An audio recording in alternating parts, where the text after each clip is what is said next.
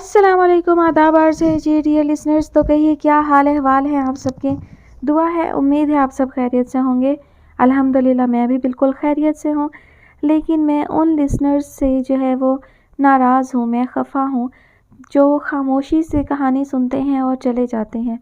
بہت سارے لسنرز ہیں جو ریگولر کامنٹ کرتے ہیں، اپنی موجودگی کا احساس دلاتے ہیں۔ ان کے کامنٹ کرنے سے مجھے پتہ چلتا ہے کہ جی مجھے کوئی سننے والا موجود ہے، اور میں ایسے ہی ویڈیوز اپلوڈ نہیں کرتی ہوں، لوگ مجھے سنتے ہیں۔ تو باقی جو لوگ پہلے ریگولرلی سنتے تھے اور کامنٹ بھی کرتے تھے، وہ بھی بہت سارے لوگ غائب ہیں۔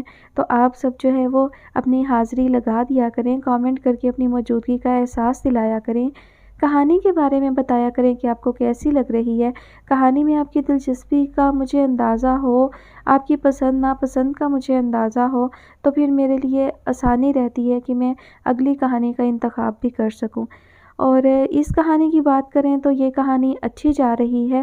چند ایک سین جو ہیں وہ کچھ ذرا بولڈ ہیں، بہت سارے میں نے کٹ کر دیے ہیں، لیکن تھوڑی بہت جو ہے وہ ڈیٹیلز بتانی پڑتی ہیں کہ سچویشن کے حساب سے مجھے اس کو سین کو شامل کرنا پڑتا ہے، تاکہ آپ سب کو آئیڈیا ہو جائے کہ جو کچھ ہوا وہ کس وجہ سے ہوا۔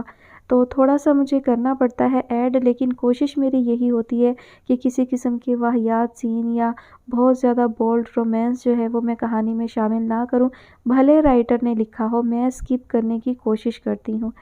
اوورآل کہانی جو ہے وہ اچھی جا رہی ہے، بہت زیادہ آؤٹ اسٹینڈنگ نہیں تو بورنگ بھی نہیں ہے، کہانی دلچسپ ہے کسی حد تک۔ تو آپ سب جو ہے اپنی رائے کا اظہار کامنٹ سیکشن میں ضرور کیا کریں، اور مجھے یہ بھی بتایا کریں کہ آپ سب دنیا کے کس کونے سے، کس ملک سے، کس شہر سے مجھے سن رہے ہیں، تو اس سے بھی مجھے بہت خوشی ہوتی ہے۔ تو آپ سب جو ہے وہ پلیز کامنٹ کیا کریں، اپنی رائے کا اظہار کیا کریں، اور ساتھ ساتھ میرا جو دوسرا چینل ہے اردو نویلریا بائی نگہت، اسے بھی سبسکرائب کر دیں اور اسے اپنے دوست احباب کے ساتھ شیئر بھی کر دیں، اور بہت جلد انشاءاللہ میں اس پر بھی اپلوڈ سٹارٹ کروں گی، اور اس پر جو اپلوڈز ہوں گے وہ مختلف قسم کے ہوں گے، وہ ایک ہی طرح کے ایسے ناولز نہیں ہوں گے۔ وہاں پر میں ہارر بھی شیئر کروں گی، اور وہاں پر مطلب فکشن ٹائپ بھی شیئر کروں گی، جاسوسی ٹائپ بھی شیئر کروں گی، مختلف قسم کے ناولز آپ کو وہاں پر سننے کو ملیں گے۔ اس چینل پر آپ کو اسی طرح کے ناولز ملیں گے۔ بڑھتے ہیں آپ کہانی کی جانب۔ کہانی جس کا نام ہے عشق نایاب، مصنف ہیں فرحان خان، قسط نمبر 11۔ ایک ہفتہ ہو گیا تھا اسے گھر آئے ہوئے، لیکن اس کی حالت میں کوئی خاص فرق نہیں آیا تھا۔ خاموش اور گمسم سی وہ اپنے کمرے میں پڑی رہتی۔ مریم خاتون اور ظہیر صاحب ہر وقت اس کی دل جوئی میں لگے رہتے، لیکن اسے نہ بولنا تھا اور نہ وہ بول کرتی۔ اس کی خاموشی کسی بہت بڑے طوفان کا پیش خیمہ لگ رہی تھی۔ مریم خاتون اس کی حالت دیکھ دیکھ کر کڑتی تھی، تو سیماب بھی اپنی اپیہ کو ایسے حال میں دیکھ کر روتی رہتی تھی۔ شہیر کا بیچ میں کئی بار فون آ چکا تھا، لیکن اس کو یہ کہہ کر ٹال دیا گیا تھا کہ ابھی اس کی طبیعت ٹھیک نہیں ہے۔ اس رات بھی وہ سب اس کے کمرے میں جمع اس کی دل جوئی میں مصروف تھے۔ مریم خاتون اسے سوپ پلا رہی تھیں، اور ظہیر صاحب اسے لطیفے سنا کر ہنسانے کی ناکام کوشش کر رہے تھے۔ اس کی آنکھوں کے نیچے ہلکے اس بات کے گواہ تھے کہ اس نے شدید ٹینشن لی ہوئی ہے، اور جب تک اس کی سوچوں کو کوئی راستہ نہیں ملتا، اس کی حالت میں بہتری آنے کی امید نہیں تھی۔ آدھا باؤل سوپ کا ختم کرنے کے بعد اس نے منہ پھیر لیا تو مریم خاتون نے باؤل سائیڈ پر رکھ دیا۔ بیٹے کوئی بات تو کرو نا ہم سے، ہفتہ ہونے کو آیا ہے لیکن تم ایک لفظ بول کر نہیں دی۔ کبھی سوچا تم نے کہ تمہاری یہ حالت دیکھ کر ہمارے دل پر کیا گزر رہی ہوگی؟ ظہیر صاحب نے آنکھوں میں آئی نمی صاف کرتے ہوئے اسے دیکھتے ہوئے کہا، تو پہلی بار اس نے گردن ان کی جانب موڑ کر ان کے چہرے کو دیکھا۔ کوئی بات ہے تو ہم سے کہو، کوئی مسئلہ ہے تو بتاؤ، ہم تمہارے لیے ہی یہاں بیٹھے ہیں نا بیٹا، لیکن خدا را یوں خاموش رہ کر ہم سب کی اذیت میں مزید اضافہ نہ کرو۔ ظہیر صاحب اسے دیکھتے ہوئے دکھ سے بولے، مجھے جانا ہے، مجھے یہاں نہیں رہنا، یہاں رہی تو مر جاؤں گی۔ اگر آپ چاہتے ہیں کہ میں ٹھیک ہو جاؤں تو پلیز میری بات مان لیں، مجھے کہیں دور بھجوا دیں پاپا، آپ کو اللہ کا واسطہ مجھے کہیں بہت دور بھجوا دیں۔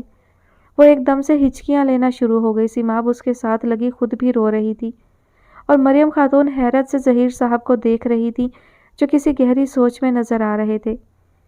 کہاں جانا ہے میری شیر پتری کو؟ اچانک سے انہوں نے اس سے وہ سوال کر ڈالا جس کا ڈر سیماب کو پہلے سے ہی تھا۔ بہت دور پاپا، یہاں سے بہت دور، اس جگہ، اس ملک سے بھی بہت دور۔ आप मुझे आप ही के पास भिजवा दें, वरना अब की बार मैंने नहीं बचना। उसने अपना फैसला सुना दिया और उसके घर वाले जानते थे कि अब किसी सूरत वो अपने फैसले से पीछे नहीं हटेगी। एक बार और सोच लो बेटा, कहीं तुम कोई गलती ना कर रही हो। ज़हीर साहब ने पुरसोच नज़रें उसके चेहरे पर गाड़ी। मैंने सोच लिया है पापा, इतने दिन यही तो सोचती रही, लेकिन आप मुझसे एक वादा करें, किसी को मेरी खबर नहीं देंगे कि मैं कहाँ हूँ। आप किसी को नहीं बताएंगे कि नायाब किधर गई। मैं आपसे राब्ते में रहूँगी। उसने सपाट से लहजे में उन्हें तनबीह की तो ज़हीर साहब उठ खड़े हुए। मैं कल बात करता हूँ पापा, मुझे फ़ौरन जाना है। अगर आप मुझे ज़िंदा देखना चाहते हैं तो फ़ौरन करें ये काम, उसने मशीनी से अंदाज में कहा और बेड ग्राउंड से टेक लगाकर आंखें मूंद लीं। सब जानते थे कि अब वो मज़ीद बात नहीं करेगी। ज़हीर साहब मरियम खातून को लेकर बाहर निकले, लेकिन सीमाब वहीं बैठी रह गई। जब कमरा खाली हो गया तो वो धीरे से बोली, अब यह आपने पक्का सोच लिया ना? आंखों में ढेरों शिकवे थे। हाँ चंदा, यहाँ रही तो घुट घुट कर मर जाऊंगी, उसने बहन को देखते हुए कर्ब से कहा। वो शहीर भाई बहुत परेशान रहे थे। जब अभी सीमाब इतना ही बोल पाई थी कि उसने गुस्से से उसकी बात काटी। नाम मत लो मेरे सामने उस कमीने का, अल्लाह करे उसको पता चल जाए कि उस सारे गबन में कौन शामिल था और वो अपनी सारी जिंदगी पछताए। उसने गीली आंखों से जवाब दिया तो सीमाब चुप हो गई। अब यह जब आप बेहोश थीं तो वो बहुत माफ़ी मांग रहे थे आपसे, रो भी रहे थे और पापा के सामने भी आकर गए थे। जब उन्होंने कहा कि हॉस्पिटल से निकल जाओ तो बोलते कि चाहे मुझे जेल भेज दें, मगर मैं अपनी नायाब को छोड़कर कहीं नहीं जाऊंगा। उन्होंने पापा को सारी बात बता दी कि वो आपको बहुत पसंद करते थे और बर्दाश्त नहीं कर सके कि आप किसी और की हों। सीमाब ने उस पर बम फोड़ने शुरू कर दिए। और क्या क्या बोला था तुम्हारे शहीर भाई ने? उसने दांत चबाते हुए लफ्ज़ शहीर भाई पर जोर देते हुए पूछा। और जब आप बेहोश थीं तो वो आपका हाथ पकड़कर कह रहे थे कि जान आंखें खोलो, देखो तुम्हारा शहीर तुम्हारे सामने खड़ा है, लेकिन आप टुन ही पड़ी रहीं। सीमाब ने अजीब से अंदाज में कहा तो उसके अल्फाज के चुनाव पर उसकी सख्त गुस्से की हालत में भी हंसी निकल गई। वो एक हफ्ते से सख्त चिड़चिड़ा हो रहा था। एक तो उसको नायाब से नहीं मिलने दिया जा रहा था, ऊपर से उसकी कोई खैर खबर भी नहीं मिल रही थी। अशर ने बीच में एक बार उससे राब्ता करने की कोशिश की थी, लेकिन उसने उसे झाड़ पिलाकर ऑफिस स्टाफ को मना कर दिया कि इस शख्स को अंदर भी दाखिल ना होने दिया जाए। कोई इतना भी बेवकूफ़ कैसे हो सकता था कि बजाय नायाब से बात करता सीधा ही उसके बाप के पास पहुंचकर सारी बात उगल दी। अभी भी वो कोई तरीका ढूंढ रहा था जिससे उसकी नायाब से मुलाकात हो जाए या वो उसे देख ही ले। वो बेचैनी की इंतहा पर पहुंचा हुआ था कि उसके कमरे का दरवाज़ा बजा और मुबश्शिर साहब अंदर दाखिल हुए। उसने सर उठाकर सवालिया अंदाज में उन्हें देखा। सर, मेरे आदमी ने बिलग्रामी साहब के बारे में सारी इन्फॉर्मेशन इकट्ठी कर ली है और आपके लिए कोई अच्छी खबर नहीं है, मुबश्शिर साहब ने उसके सामने बैठते हुए बताना शुरू किया। मुबश्शिर साहब प्लीज़, मैं अभी इस पोजीशन में नहीं हूँ कि बिलग्रामी साहब के बारे में बात कर सकूँ, उसने जान छुड़ाना चाही। और अगर बात आपके और नायाब के मुतल्लिक हो फिर? उन्होंने उसकी आंखों में झांकते हुए पूछा। किस बारे में मुबश्शिर साहब, किसकी बात कर रहे हैं आप? उसने चौंकते हुए उनकी तरफ देखा। वो कतई भूल गया था कि उनको उसने कोई काम सौंपा हुआ है। बेफिक्र रहे सर, नायाब की बीमारी से मुतल्लिक कोई बुरी खबर नहीं है। मुबश्शिर साहब उसे चोट करने से बाज ना आए और ताना मार ही गए। वो खामोशी से सर झुका गया। जानता था कि नायाब उनके साथ कितना अटैच थी और उनकी कितनी इज्जत करती थी, और इसी वजह से वो भी उनकी इज्जत करना शुरू हो गया था। सर, खबर है बिलग्रामी साहब की चालबाजी से मुतालिक। घर से तो कोई ख़ास मालूमात नहीं मिल सकी, लेकिन मेरे उस बंदे ने अंदर की बातें मालूम कर ली हैं। मुबश्शिर साहब ने पुरस्रार लहजे में उसे बताना शुरू किया। कुछ दिन पहले बिलग्रामी साहब को सोनिया, जो कि आपकी सेक्रेटरी रह चुकी है, उसके घर से उनकी बीवी और बेटे ने किसी की मुखबरी पर छापा मारकर पकड़ा था। दोनों इंतहाई गैर मुनासिब हालत में पाए गए और ये सिलसिला पिछले कई दिनों से चल रहा था। मोबाइल कंपनी से बिलग्रामी साहब के फ़ोन का रिकॉर्ड निकलवाने पर पता चला कि जब से हमारे अकाउंट्स में हेरफेर शुरू हुई तब से ही ये सब चल रहा था। आपने सोनिया को यहाँ से निकाला और जेल करवा दी। वो बाहर निकली और उसने बिलग्रामी साहब को घेरा क्योंकि वो इंतकाम की आग में जल रही थी। अपना मकसद निकलवाने के लिए, जो कि यकीनन आपकी तबाही था, उसने बिलग्रामी साहब को चारा डाला जो कि वो खुद थी, और उसके लालच में बिलग्रामी साहब ने वो सब कुछ किया जो वो कहती गई। हिसाब किताब में हेर फेर, पैसे नायाब के अकाउंट में ट्रांसफ़र करना, उसके नाम की जाली ट्रांजैक्शंस बनाना। चूँकि वो इस काम में माहिर थे इसलिए किसी को कानो कान खबर भी ना हुई और सोनिया उनके ज़रिए अपने दोनों मकासद हासिल कर गई। पूरी बात तफसील से बताते हुए वो सांस लेने को रुके। कौन से दोनों मकासद मुबशर साहब? उसे अपनी आवाज़ कहीं दूर से आती हुई सुनाई दी। एक तो आपका नुकसान करना और दूसरा नायाब को आपसे दूर करना, उन्होंने आहिस्ता से जवाब दिया। उसने अपना सर हाथों पर गिरा लिया। नायाब ने मुझे बताया था सर कि अचानक ही उसके अकाउंट में बहुत से पैसे आ गए, इसलिए वो बैंक मैनेजर से मिली कि वो उसे कन्फर्म करें कि क्या वाकई इतने पैसे उसके अकाउंट में मौजूद हैं। बस उससे गलती ये हुई कि वो मुसीबत में फंसी हुई थी, इसलिए ज़्यादा गौर ना कर सकी और आपको बाद में बताने का सोचकर उस वक्त अपनी बहन को पैसे भेज दिए। हमने बैंक की सीसीटीवी फुटेज भी देखी है जिसमें उसी दिन बिलग्रामी साहब को भी बैंक में मौजूद पाया गया है और जो ट्रांजैक्शन उन्होंने की 15 लाख की उसकी ईमेल आपको मौसूल हुई। वरना सामने की बात है सर, नायाब अगर अपने अकाउंट से पैसे अपने किसी जानने वाले को भेजती है तो उस रकम की ईमेल आपको आने की कोई वजह नहीं बनती। मुबशर साहब ने मजीद हकीकत उस पर आश्कार की तो वो पछतावों में घिरने लगा। वाकई ये बात तो मेरे दिमाग में आई ही नहीं, उसने कफ़े अफसोस मिलते हुए कहा। वो चोरनी नहीं थी सर, ना ही फ्रॉड थी, बस वो उस जाल में फंस गई जो कि दर हकीकत आपके लिए बिछाया गया था। सोनिया जानती थी कि वो आपकी कमज़ोरी है, इसलिए निशाना उसको बनाया और तबाह आप हो गए। मुबशर साहब ने उसकी आंखों में देखते हुए हकीकत उस पर आश्कार की तो वो नज़रें झुका गया। आप ठीक कह रही हैं मुबशर साहब, मैं वाकई में तबाह हो गया हूँ। मैं कहीं का नहीं रहा मुबशर साहब। मुझे अच्छी तरह मालूम था कि अगर वो मेरी ज़िंदगी से चली गई तो मैं रह नहीं सकूँगा। उसने किसी हारे हुए इंसान की तरह अपने बाल नोचते हुए कहा। अभी भी कुछ नहीं बदला सर, इससे पहले कि वक्त हाथ से निकल जाए आप उसको मना लें, वरना फिर कोई आपकी मदद नहीं कर सकेगा। मुबशर साहब ने उसे मुखलिसाना मशवरा दिया और उठने लगे तो वो एकदम अपनी सीट से खड़ा हुआ और उनके पास आकर उनके दोनों हाथ थाम लिए। प्लीज़ मुबशर साहब, आप मेरी मदद करें ना, मेरे साथ चले ना उसके घर, उसके सामने ये सारी बातें बताएं ना। वो तो मेरी शक्ल देखने की भी रवादार नहीं है। प्लीज़ मेरी मदद कर दें। वो बच्चों की तरह उनकी मिन्नतें कर रहा था और वो उसका चेहरा देखे गए जहाँ पछतावे ही पछतावे थे। अभी तो बहुत टाइम हो गया है, इस वक्त जाना बहुत मायूब लगता है। हम दिन में किसी वक्त वहाँ चले चलते हैं, उन्होंने मुस्कुराते हुए कहा तो वो खुश हो गया। थैंक यू मुबशर साहब, थैंक यू सो मच, आपका ये एहसान मैं सारी उम्र याद रखूँगा। उसने तशक्कुर का इजहार करते हुए उनके हाथों को सख्ती से दबा लिया तो वो उसे देखे गए कि कैसे इस जज्बाती इंसान ने अपने ही हाथों अपनी ज़िंदगी तबाह कर डाली। वाकई गुस्से में इंसान कहीं का नहीं रहता और उसकी हालत बता रही थी कि वो वाकई कहीं का नहीं रहा। रात का वक्त था और एयरपोर्ट रोशनियों में जगमगा रहा था। ज़हीर साहब ने वाकई फुर्ती दिखाई थी और उसकी ख्वाहिश का एहतराम करते हुए 2 दिन में ही उसका वीज़ा लगवा दिया था। मरियम खातून ने रोला डालने की बहुत कोशिश की लेकिन ज़हीर साहब ने उनकी एक ना चलने दी। उनको हर हाल में अपनी बेटी की खुशी अजीज़ थी, इसलिए मरियम खातून को भी हार मानना पड़ी। सादगी से तैयार हुई, मगमूम चेहरा लिए वो छोटा सा अटैची घसीटती खामोशी से चली जा रही थी। सीमाब बार बार आंखों में आए आंसू पीने की कोशिश कर रही थी तो उसने यकदम उसको अपने साथ लगा लिया। चंदा, बस 1-2 साल गुजर जाने दो ना, मैं वापस आ जाऊंगी। हमेशा वहीं तो नहीं रहना ना मुझे। तुम ऐसे रहोगी तो मैं परेशानी में जाऊंगी। प्लीज़ मेरी खातिर चुप कर जाओ। उसने उसका सर चूमते हुए कहा तो वह चुप कर गई। मुझे पता है अपिया, आप नहीं आएंगी, आप मुझे झूठी तसल्ली दे रही हैं। सीमाप ने सूं सूं करते हुए उसे देखकर कहा, और वो भी जानती थी कि वो उसे झूठी तसल्ली ही दे रही है। और शहीद भाई का क्या होगा अपिया, वो नहीं रह सकेंगे आपके बगैर। मैंने आपके लिए जुनून देखा है उनकी आंखों में और वो देखकर मैं डर गई थी अपिया, वो मर जाएंगे आपके बगैर। सीमाप ने झरझरी लेते हुए उस दिन को याद किया जब वो हॉस्पिटल में दीवाना बना हुआ था। जो कुछ उसने किया है सीमाप, इतनी सज़ा तो बनती है उसकी। मेरे लिए यही बेहतर है कि मैं यहाँ से चली जाऊँ, उसने नम आंखों से कहा तो सीमाप भी गमगीन हो गई। ज़हीर साहब और मरियम खातून से मिलकर वो सीमाप से काफ़ी देर न जाने क्या खुसर फुसर करती रही और फिर वेटिंग रूम में आकर बैठ गई। फ़्लाइट में अभी घंटा रहता था, इसलिए उसने अपने लिए चाय मंगवाई और सैंडविच के साथ पेट की आग बुझाने लगी। हैरत की बात थी कि आज वो बिल्कुल पुरसकून थी। पिछले 10 दिन से जो उसकी हालत थी वैसा कुछ भी उसे अब महसूस नहीं हो रहा था। तुमने जो भी किया शहीद, मैंने तुम्हें माफ़ किया। दुआ करना कि अल्लाह भी तुम्हें माफ़ कर दे।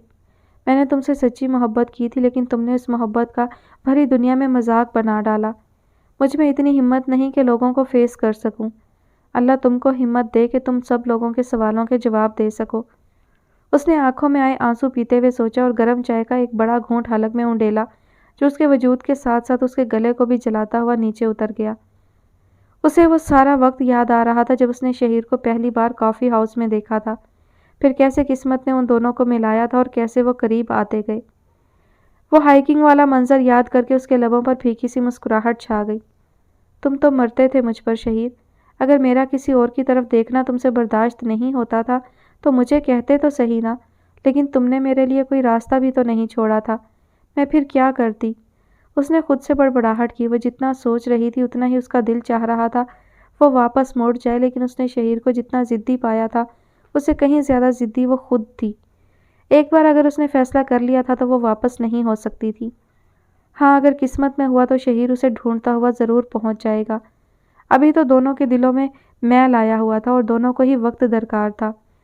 انہی سوچوں میں فلائٹ کا ٹائم ہو گیا اور وہ ایک کے بعد ایک مراحل سے گزرتی بالآخر جہاز میں سوار ہو گئی۔ اس کے ساتھ والی سیٹ خالی ہی تھی اور ایک دو بندوں نے اس کے ساتھ بیٹھنا چاہا، لیکن اس نے اپنا پرس ساتھ والی سیٹ پر رکھ دیا۔ وہ نہیں چاہتی تھی کہ کوئی ٹھرکی پھر سے اس پر اپنی ٹھڑک جھاڑے، اور نہ وہ اس پوزیشن میں تھی، اس لیے خاموشی سے بیٹھی رہی۔ اور پھر جہاز پاکستان کی زمین چھوڑ کر انجانے دیس کے لیے پرواز کر گیا۔ جیسے ہی جہاز نے رن وے چھوڑا، ایک آنسو خاموشی سے اس کی آنکھ سے نکل کر اس کے رخسار کو بھگوتا ہوا اس کی قمیض میں جذب ہو گیا، اور محبت اور عشق کی وہ داستان جو بہت سے موڑ اور اتار چڑھاؤ آنے کے باوجود سبک رفتاری سے چل رہی تھی، نیچے کہیں بہت نیچے وہیں رہ گئی جہاں اس کی زندگی گزری تھی اور جہاں شہیر رہتا تھا۔ رات اس نے بہت بے چینی سے گزاری تھی، اسے بس صبح کا انتظار تھا، لیکن جتنا وہ انتظار کر رہا تھا اتنی ہی اس کی مدت طویل ہوتی جا رہی تھی۔ بالآخر صبح کی روشنی پھیلنا شروع ہوئی تو اس نے سکون کا سانس لیا۔ ضروری کاموں سے فارغ ہو کر اس نے گھڑی دیکھی جو 9 بجا رہی تھی۔ اس نے فوراً سے مبشر صاحب کو کال ملائی۔ ہیلو مبشر صاحب، کب تک جانا ہے نایاب کی طرف؟ ان کے کال اٹھاتے ہی اس نے بے تابی سے پوچھا اور وہ اس کی بے چینی پر مسکرا اٹھے۔ لگتا ہے آپ نے ساری رات آنکھوں میں ہی گزار دی ہے، مجھے تو کوئی ایشو نہیں جب آپ کہیں چلے چلتے ہیں۔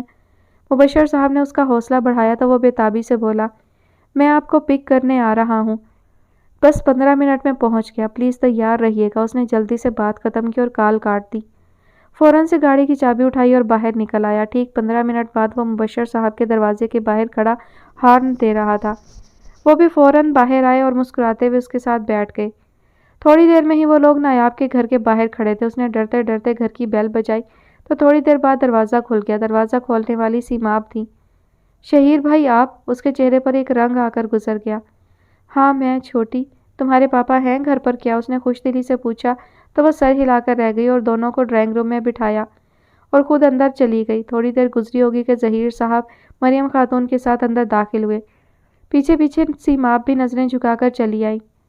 السلام علیکم انکل۔ اس نے فوراً سے کھڑے ہو کر سلام کیا تو ساتھ ہی مبشر صاحب نے بھی ان سے سلام دعا کی۔ بیٹھیں آپ لوگ پلیز۔ ظہیر صاحب نے اس کے ساتھ ایک مہذب بندے کو دیکھ کر ضبط کیا اور انہیں بیٹھنے کا اشارہ کیا۔ وہ دونوں بیٹھے تو ظہیر صاحب سوالیہ نظروں سے ان کے چہرے دیکھنا شروع ہو گئے۔ انکل یہ مبشر صاحب ہیں، نایاب نے انہی کے پاس کام سیکھا تھا اور ان سے بہت اٹیچ تھی۔ شہیر نے فوراً سے مبشر صاحب کا تعارف کروایا تو وہ مسکرا کر سر ہلا کر رہ گئے۔ جی فرمائیے، میں آپ کی کیا خدمت کر سکتا ہوں؟ ظہیر صاحب نے مطمئن انداز میں پوچھا، کیونکہ وہ جانتے تھے کہ اب تک تو نایاب کا جہاز لینڈ بھی کر چکا ہوگا۔ وہ انکل ایک بہت بڑی مس انڈرسٹینڈنگ ہو گئی تھی، یہ مبشر صاحب آپ کو سب تفصیل سے بتائیں گے۔ اور پھر اس کے بعد مبشر صاحب نے گلا کھنکار کر بولنا شروع کیا اور ایک ایک واقعہ تفصیل سے ظہیر صاحب کے گوش گزار کر دیا۔ ہمیں نہیں معلوم تھا کہ یہ سب اس طرح ہوگا، ورنہ شہیر کبھی بھی ایسا قدم نہ اٹھاتا۔ آخر میں بات مکمل کر کے انہوں نے شہیر کی صفائی میں کچھ نہ کچھ کہنا مناسب سمجھا۔ وہ بات تو ٹھیک ہے، لیکن آپ نے ایک بار بھی پوچھا تھا نایاب سے کہ وہ اس سب معاملے میں ملوث ہے بھی یا نہیں؟ آخر ظہیر صاحب نے بھی اس سے پہلا سوال وہی پوچھا جو پہلے احسن نے اور پھر بعد میں ماہا نے پوچھا تھا۔ وہ انکل بس یہیں آ کر مجھ سے غلطی ہو گئی جس کی وجہ سے اتنا نقصان اٹھانا پڑا۔ اس نے نظریں جھکا کر جواب دیا تو ساری فیملی نے اسے ایسے دیکھا جیسے اس کی عقل پر ماتم کر رہی ہو۔ پلیز ایک بار نایاب کو بلا دینا، میری نہیں تو مبشر صاحب کی بات وہ ضرور سمجھ جائے گی۔ شہیر نے منت بھرے لہجے میں ان سے درخواست کی، لیکن وہ خاموشی سے بیٹھے اس کا چہرہ دیکھتے رہے۔ نایاب گھر میں نہیں ہے، مریم خاتون نے بحث میں حصہ ڈالا۔ کہاں ہے وہ؟ کہیں گئی ہے تو پلیز بتا دیں کہ کب تک آ جائے گی؟ اس کے لہجے میں اندیشے بول رہے تھے۔ وہ بس گھر پہ نہیں ہے، ہم نے اسے شہر سے باہر بھجوا دیا ہے، ظہیر صاحب نے دھیمی آواز میں جواب دیا۔ کیا مطلب کہ وہ شہر میں نہیں ہے؟ دیکھیں پلیز ایسی باتیں نہ کریں ورنہ مجھے کچھ ہو جانا ہے۔ اس نے حیرت سے پہلے ظہیر صاحب اور پھر مبشر صاحب کی طرف دیکھا۔ مطلب یہ کہ ہم نے اسے اسی کی خواہش پر اس کی خالہ کے پاس بھجوا دیا ہے جو اسلام آباد سے باہر رہتی ہیں، مریم خاتون نے عام سے لہجے میں اسے بتایا، اور وہ تو اپنی جگہ پر جم کر رہ گیا۔ کیا مطلب ہے؟ وہ یہاں نہیں ہے؟ میں نہیں مانتا، وہ دیوانگی کے عالم میں بولا اور فوراً سے کھڑا ہو کر لاؤنج میں داخل ہوا۔ نایاب نایاب، وہ چیخ چیخ کر آوازیں دے رہا تھا اور اس کے پیچھے مریم خاتون اور ظہیر صاحب ارے ارے کرتے ہوئے آ رہے تھے۔ وہ گھر میں ایسے پھر رہا تھا جیسے کہ یہ سارا گھر اور اس میں موجود راستے اس کے دیکھے بھالے ہوں۔ وہ بغیر کسی تردد کے نایاب کے کمرے کے باہر پہنچا اور دروازہ کھول کر اندر داخل ہو گیا۔ کمرہ اندر سے صاف ستھرا تھا اور لگ رہا تھا کہ کسی کے استعمال میں نہیں۔ وہ سر پکڑ کر دیوانوں کی طرح کھڑا ایک ایک چیز کو حسرت بھری نظروں سے دیکھ رہا تھا۔ اس کے پیچھے سیماب اور باقی لوگ بوکھلائے ہوئے داخل ہوئے۔ کیا آپ لوگوں نے اچھا نہیں کیا میرے ساتھ؟ مجھے بتاتے رہے کہ اس کی طبیعت ٹھیک نہیں اور چپ چاپ اسے یہاں سے بھیج دیا، اس نے روندے ہوئے لہجے میں کہا تو سب لوگ نظریں جھکا گئے۔ پلیز مجھے بتا تو دیں کہ وہ کدھر گئی ہے، اس نے پاگلوں کی طرح اپنے بال نوچے۔ اس نے خاص طور پر تمہیں بتانے سے منع کیا ہے، مریم خاتون نے اس پاگل دیوانے کو دکھ سے دیکھتے ہوئے کہا۔ پلیز ایسا نہ کریں، آپ کو اللہ کا واسطہ مجھے بتا دیں۔ سرخ آنکھوں سے نکلتے آنسو روکتے ہوئے اس نے مریم خاتون کی منت کی، لیکن وہ خاموش رہیں۔ اپیا نے اپنی قسم دی ہے آپ کو کچھ بھی نہ بتایا جائے۔ سیماب نے اس کی مشکل آسان کی تو وہ بس اس کی طرف دیکھے گیا۔ تھوڑی دیر اسی طرح گنگ حالت میں کھڑا رہا، پھر کسی ہارے ہوئے جواری کی طرح بولا، اگر اس نے اپنی قسم دی ہے تو میں کبھی نہیں چاہوں گا کہ تم اس کی قسم توڑو۔ میں اس کا انتظار کروں گا ساری زندگی، ہمیشہ، اس نے بے خودی کے عالم میں کہا اور الماری کی طرف بڑھ گیا۔ پہلی الماری کھولی اور اس کی دوسری دراز سے البم نکال کر کھولا۔ سب لوگ حیرت سے اسے دیکھ رہے تھے کہ کیسے اس کمرے کی ایک ایک چیز کے بارے میں پتہ ہے، لیکن اس نے کسی کی طرف دھیان نہیں دیا اور بیڈ پر بیٹھ کر البم کھولا اور اسے دیکھتے ہوئے اس میں سے نایاب کی چند تصویریں نکال کر اپنی جیب میں ڈالیں اور البم واپس الماری میں رکھ دیا۔ اس کی جنونی حالت کو دیکھ کر کسی کو بھی یہ پوچھنے کی ہمت نہ ہوئی کہ وہ اس کمرے کو کیسے پہچانتا ہے۔ پلیز کچھ دیر کے لیے مجھے اکیلا یہاں چھوڑ دیں، اس نے ملتجیانہ نظروں سے سب کی طرف دیکھا تو مبشر صاحب نے سب کو باہر چلنے کا اشارہ کیا، لیکن سیماب وہیں کھڑی رہ گئی۔ ایک آخری بات مجھے بتا دو، یا آپ لوگوں کا مجھ پر احسان ہوگا، اس نے دروازے کے پاس کھڑی سیماب کی طرف دیکھ کر التجا کی تو وہ اسے سوالیہ انداز میں دیکھے گئی۔ نایاب اشر کو کب سے جانتی تھی، اس نے آواز دھیمی ہی رکھی لیکن لہجہ انتہائی سرد تھا۔ اس دن سے جب میں نے انہیں بتایا تھا کہ ڈرائنگ روم میں آپ کے رشتے والے بیٹھے ہیں، سیماب نے سرسراتے ہوئے لہجے میں بتایا۔ وہ سمجھ گئی تھی کہ شہیر کے دماغ میں کیا چل رہا ہے۔ وہ لوگ پاپا کے جاننے والے تھے، اپیا کو کچھ نہیں پتا تھا کہ گھر کون آ رہا ہے۔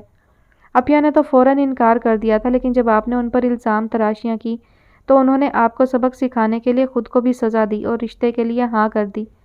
سیماب نے دکھ اور افسوس کی ملی جلی کیفیت میں جواب دیا اور اس کی طرف ایسے دیکھا جیسے اس کی چھوٹی سوچ کا مذاق اڑا رہی ہو، اور وہ بے یقینی سے اسے دیکھے گیا۔ وہ بہت روتی تھی، میں انہیں چپ کروا کر تھک جاتی تھی، لیکن ان کے آنسو رکتے ہی نہیں تھے۔ سیماب کے لہجے میں کرب بول رہا تھا اور وہ پچھتاووں میں گھرتا جا رہا تھا۔ آپ ایک بار پوچھ لیتے ان سے، انہوں نے مجھے پوری بات بتائی تھی، اور جب مجھ جیسی بچی یہ نتیجہ نکال سکتی ہے کہ سارے معاملے میں وہ بالگرامی انوالو ہے، تو آپ جیسے بزنس مین سے یہ بات کیسے چھپی رہ گئی؟ سیماب نے اس کی عقل پر ماتم کیا۔ اب آپ کی سزا ہے یہ کہ آپ ان کے بغیر جئیں گے۔ آپ نے میری معصوم اپیا کو بہت رلایا ہے شہیر بھائی، وہ یہاں سے روتی ہوئی گئی ہیں۔ اتنا بول کر سیماب بھی رو پڑی تو اس نے آگے بڑھ کر اس کے سر پر ہاتھ رکھا اور پھر ایک دم اسے اپنے ساتھ لگا لیا۔ چھوڑے مجھے، آپ میری اپیا کی خوشیوں کے قاتل ہیں۔ اس نے شہیر کو پرے دھکیلا تو وہ حسرت سے اسے دیکھے گیا۔ اس میں نایاب کی بہت زیادہ جھلک تھی۔ امید ہے کہ دوبارہ آپ کبھی ہماری زندگی میں داخل نہیں ہوں گے۔ سیماب نے اسے دیکھا اور خاموشی سے باہر نکل گئی۔ وہ بھی چپ چاپ کمرے سے نکل آیا اور مبشر صاحب کو اشارہ کرتا ہوا گھر سے باہر آ گیا۔ آخری نظر اس گھر کی عمارت پر ڈالی اور بالکنی کی طرف دیکھا جہاں کھڑی وہ اسے دیکھا کرتی تھی۔ آنکھوں سے 2 آنسو نکلے اور وہ گاڑی میں بیٹھ گیا۔ پچھتاوے ہی باقی رہ گئے تھے جن کے سہارے اس نے اپنی پوری زندگی گزارنی تھی۔ ذرا سی بات کو اس کی بے وقوفیوں اور غصے نے کس حد تک بڑھا دیا تھا یہ اسے آج معلوم ہو رہا تھا۔ واقعی احسن صحیح کہتا تھا کہ وہ اکیلا رہ جائے گا اور کوئی اس کے ساتھ نہیں ہوگا۔ ایئرپورٹ پر اس کی بہن اور بہنوئی اسے لینے آئے تھے۔ اس کی حالت دیکھ کر انہیں ایک شوق سا لگا، وہ ایسی تو نہیں تھی کبھی بھی۔ جس نایاب کو وہ جانتی تھی وہ تو بہت نٹکھٹ سی تھی، لیکن یہاں تو خاموش اور سوبر سی ایک لڑکی کھڑی تھی جس کی آنکھوں میں ڈھیروں اداسیاں تھیں۔ پھر گھر تک کا فاصلہ خاموشی کی ہی نظر ہو گیا اور ان کی باتوں کے جواب میں وہ بس ہوں ہاں میں ہی جواب دیتی رہی۔ گھر آ کر اس کی آپی نے اسے اس کا کمرہ دکھایا اور رات کے کھانے کے بعد فریش ہو کر اس کے کمرے میں آ گئیں۔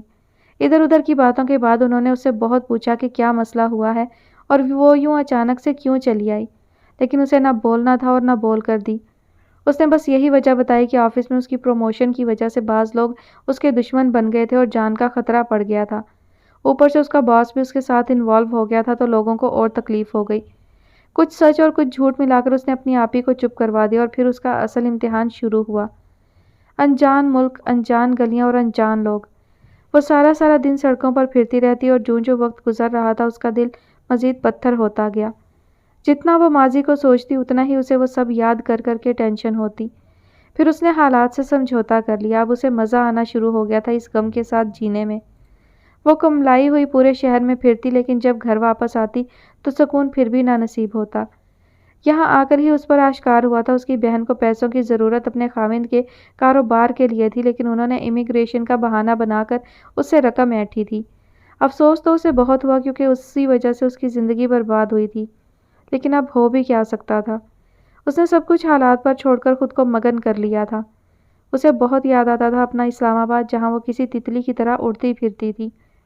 وہاں کی شامیں، وہاں کی راتیں اور رات میں پھیلی رات کی رانی کی خوشبو، اور سب سے بڑھ کر اسے اپنا کمرہ بہت یاد آتا تھا جہاں وہ بے فکری کی نیند سوتی تھی اور اس کی ساری خوشیاں اس ایک کمرے میں ہی ہر طرف پھیلی ہوتی تھی۔ اس کی سیماب سے اکثر دن میں ایک بار بات ہو جایا کرتی تھی اور وہ اسے حالات سے باخبر رکھتی تھی، لیکن شہیر کی آخری بار ان کے گھر کی آمد سیماب چھپا گئی۔ ابھی تو میری زندگی شروع ہوئی تھی اور میں نے دنیا دیکھنی شروع کی تھی کہ میرے ساتھ یہ سب ہو گیا۔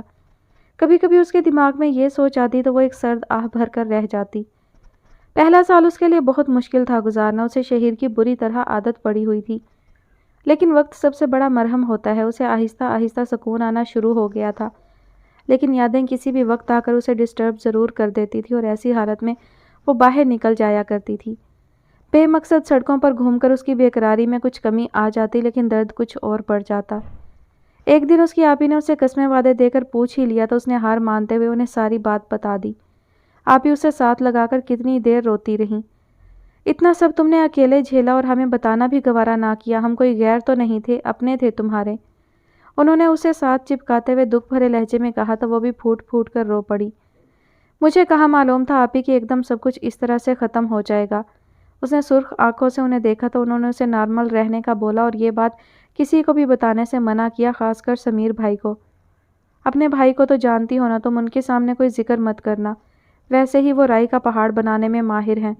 آپی نے اسے تلقین کی تو وہ سر ہلا کر رہ گئی۔ یہ بھی آپ نے قسمیں دے کر پوچھا ہے تو میں نے آپ کو بتا دیا ہے، ورنہ میں نے کسی کو بھی نہیں بتانا تھا۔ اس نے اچنبے سے اپنی بہن کو دیکھا کہ خود ہی پوچھ کر اب خود ہی منع بھی کر رہی ہیں، اور پھر دن گزرتے گئے اور حالات نے اسے سنبھالنا شروع کر دیا۔ دن رات اس کے لیے پیمانی ہو کر رہ گئے تھے۔ آفس جانا اس نے تقریباً چھوڑ ہی دیا تھا۔ شروع میں تو نایاب کی وجہ سے محمود صاحب نے اس سے بات کرنا ہی ترک کر دی تھی، لیکن پھر کیا کرتے، ایک ہی بیٹا تھا اور وہ بھی ہاتھ سے نکل رہا تھا۔ اس کی حالت دیکھتے ہوئے انہوں نے اسے سمجھانے کی کوشش کی، لیکن وہ اپنے آپ میں ہی نہیں رہتا تھا۔ وہ شہیر جس کی پرسنالٹی کی لوگ مثال دیتے تھے اب ایک مفلوق الحال قسم کا انسان بن کر رہ گیا تھا، نہ پہننے کا ہوش، نہ کھانے پینے کا اور نہ ہی لوگوں کی باتوں کا۔ وہ دنیا جہان سے بالکل ہی بیگانہ ہو گیا تھا۔ محمود صاحب نے کچھ عرصہ دیکھا کہ وہ ٹھیک ہو جائے، لیکن اس کی حالت جو کہ گزرتے وقت کے ساتھ مزید بگڑ رہی تھی، اسے دیکھتے ہوئے انہوں نے آفس کے معاملات مجبوری کی حالت میں دوبارہ سے اپنے ہاتھ میں لے لیے۔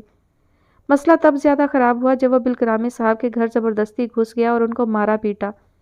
جو بھی بیچ میں آیا اس نے کوئی لحاظ نہیں کیا اور مار پیٹ کے ساتھ ان کے گھر کا سامان بھی توڑتا رہا۔ پھر کسی نے پولیس کو کال کی تو بالکرامی صاحب اور ان کے گھر والوں کی بچت ہوئی۔ آپ سوچ بھی نہیں سکتی کہ اس کمینے انسان نے میرے ساتھ کیا کر دیا ہے، اس نے بالکرامی صاحب کی بیوی جو اس کے سامنے دہائیاں دے رہی تھی ان کو مخاطب کرتے ہوئے کہا۔ اس نے میری زندگی برباد کر دی، ایسا زہر گھولا ہے اس نے میری زندگی میں کہ میں اگر اس کا قتل بھی کر دوں تو مجھے معاف ہے۔ پولیس کے اہلکاروں نے اسے دونوں بازوؤں سے پکڑا ہوا تھا اور وہ غصے میں چلا رہا تھا۔ اللہ کا واسطہ ہے بیٹے، انہیں معاف کر دو، मिसेस बिलग्रामी ने दोनों हाथ जोड़ते हुए उससे इल्तिजा की तो वो मुंह में आए खून को थूकते हुए पुलिस वालों के साथ वहां से वापस चला आया। थाने का एसएचओ उसका जानने वाला था तो मसला ज़्यादा नहीं बना, लेकिन महमूद साहब के इल्म में सारा मामला ज़रूर आ गया था और उन्होंने उसके घर से बाहर निकलने पर ही पाबंदी लगा दी। वो दौर उसकी ज़िंदगी का सबसे तारीख दौर था। वो पैदल ही छुपकर घर से निकल जाता, सिगरेट कसरत से फूंकता और उस जगह पहुंच जाता जहां से सारा किस्सा शुरू हुआ था। वो कॉफ़ी हाउस ही उसका अक्सर ठिकाना रहता था। उसने एहसन से भी राब्ता करने की कोशिश की, लेकिन मालूम हुआ कि वो ऑस्ट्रेलिया चला गया है और बहुत कोशिश के बावजूद उसे उसका कोई अता पता मालूम ना हो सका। सोनिया को भी उसने तलाश करने की कोशिश की, लेकिन वो भी शायद डर के मारे शहर छोड़कर ही फरार हो चुकी थी। अगर वो मिल जाती तो शहीद ने उसे वाकई कत्ल ही कर देना था। माहा एक वाहिद हस्ती थी जो उसकी हालत पर कुड़ती थी। उसे हर हाल में अपना भाई अजीज था और वो उसकी दिलजोई में लगी रहती थी। घर वाले तो बस यही समझते थे कि किसी लड़की और उसकी अना का मामला था, लेकिन वो जानती थी कि उसका भाई नायाब के मामले में कितना हसास था। उसकी हर ज़रूरत का ख्याल रखना, उसके खाने पीने का, उसके कपड़ों का और उसकी चाय का, जिसका वो शैदाई बन चुका था। दिन में ना करते भी वो चाय के 5-6 कप उंडेल जाता था। ऊपर से सिगरेट फूंक फूंक कर उसने अपना आप तबाह कर लिया था, लेकिन उसे कोई होश नहीं था। देखने वाले यही कहते थे कि चाय और सिगरेट उसका फ्यूल है, और वो खुद भी कहता था कि अगर ये दोनों चीज़ें उसे छीन ली जाएं तो उसने कल का मरता आज ही मर जाना है। माहा को भी कोई राह दिखाई नहीं देती थी कि वो अपने भाई को उसकी खुशियां लौटा दे, लेकिन उसे भी कोई सिरा नहीं मिलता था। दिल उसका तब सबसे ज़्यादा दुखता जब वो उसकी गुलाबी आंखें देखती थी। उसका भाई कभी नहीं रोया था, लेकिन अब शायद ही कोई घड़ी ऐसी होती कि वो उसको नॉर्मल नजर आए। 1 साल के अरसे में ही उसका भाई इतना बदल गया था कि देखने वालों को गुमान होता था कि ये शहीद नहीं बल्कि उसका कोई और भाई है, जो सूरत और सेहत दोनों में उससे कम है। वो जवानी की दहलीज पर थी। गुजरते दिनों और महीनों ने उस पर बहुत अच्छा असर डाला था। खूबसूरत आंखें, सत्वा नाक, भरा भरा जिस्म और जवानी की उठान। यकीनन वो बेहद खूबसूरत थी। कॉलेज में जहाँ उसकी तमाम सहेलियाँ उसे रश्क भरी नज़रों से देखती थीं, वहीं दिल फेंक किस्म के लड़के उसकी एक नज़र करम के लिए बेताब नज़र आते थे। लेकिन वो अपने आप में मगन रहने वालों में से थी। जो लोग उसे पहले से जानते थे वो यही कहते थे कि वो अपनी माँ और बाप का मिक्सचर है। उसकी मामा भी तो उसकी तरह बेहद हसीन और जाजिब नज़र थीं, लेकिन वो अक्सर कहा करती थी कि वो अपनी बहन पर ही गई है। उसकी बातें सुनने वाले अक्सर इश्तियाक में आकर उसकी बहन के बारे में उससे पूछा करते थे, तो वो फ़ख्र से कहती कि अगर वो लोग उसकी बहन को देख लें तो पलकें झपकना तक भूल जाएं, और लोग यकीन भी कर लेते थे क्योंकि वो बजाते खुद हुस्न का पेकर थी। रुको, कहाँ जा रही हो? मेरी बात तो सुनो ना। वो कॉलेज लाइब्रेरी की तरफ जा रही थी कि उसे अपने पीछे आवाज़ सुनाई दी। वो अपनी जगह पर ही रुक गई, लेकिन मुड़कर देखने की जहमत नहीं की। मैं तुम्हारे पीछे कितना ख्वार हो रहा हूँ, लेकिन तुम हो के देखना तक गवारा नहीं करती, दिल चले अंदाज में उससे पूछा गया।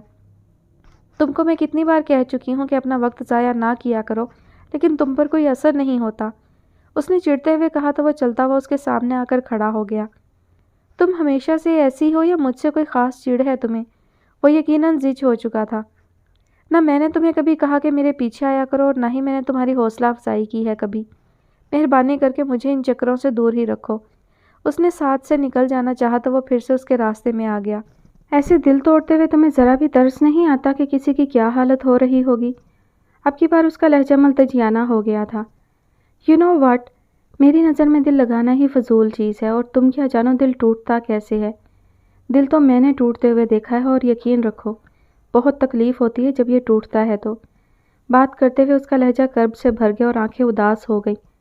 उसने कभी किसी से भी इतनी तफसीली बात नहीं की थी, लेकिन अब ये ज़रूरी हो गया था क्योंकि वो उसका पीछा छोड़ने के लिए तैयार ही नहीं था।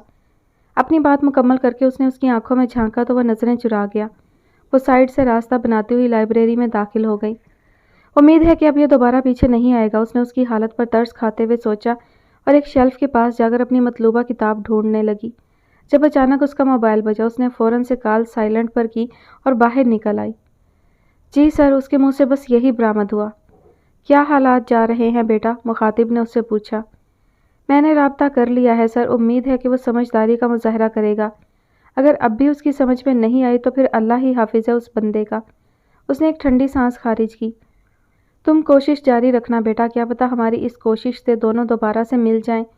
उसके मुखातिब ने उसे अपनी कोशिश जारी रखने का इंदिया दिया।